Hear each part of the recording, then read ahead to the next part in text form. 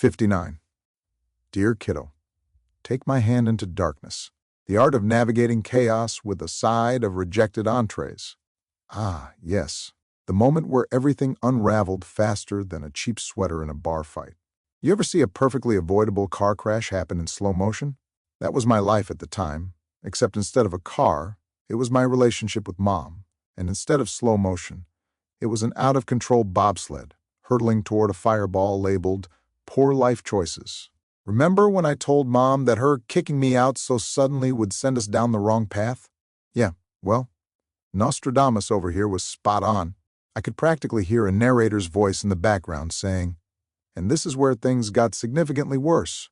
After getting yeeted from my childhood home with the grace of a dropped bowling ball, I found myself in the cozy confines of Michaeline's studio, apartment, which was about the size of a cereal box but had just enough room for our dreams, my stress, and approximately zero personal space.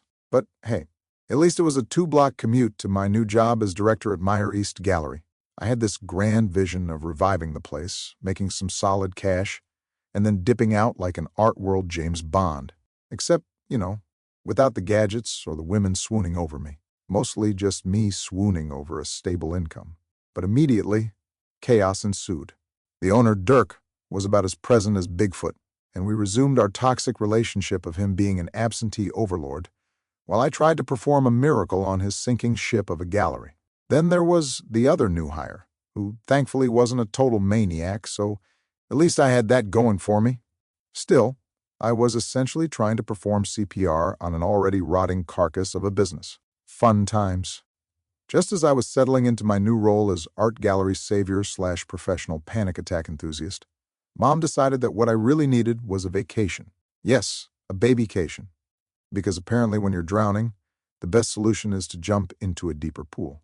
I tried explaining that I had approximately $- to my name, and that this trip would cost me my job. Mom, however, responded with the same level of understanding as a brick wall. If she could travel, why couldn't I? Money? Pfft.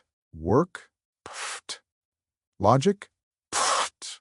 Mom had an ironclad commitment to her delusions, and like a moth to a flame, she continued circling back to this vacation idea, until we hit the inevitable dramatic walkout. This time, it happened at low and slow, during what was supposed to be a nice dinner. And let me tell you, the woman had flair.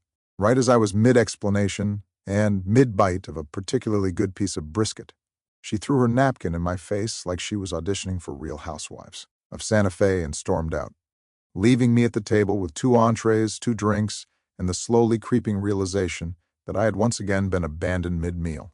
This wasn't the first time. It wouldn't be the last. And yet, as I sat there contemplating my life choices while staring at a plate of rapidly cooling enchiladas, I had to wonder, was I cursed?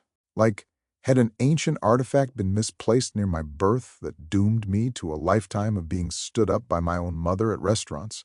Because this was becoming a pattern, and let me tell you, it was getting real old. And so, dear reader, that was the state of my life. Homeless, underpaid, constantly explaining basic economic principles to my mother, and repeatedly finding myself the unwilling recipient of a dine and dash situation, where the dasher was my own flesh and blood. Stay tuned. It only gets better from here.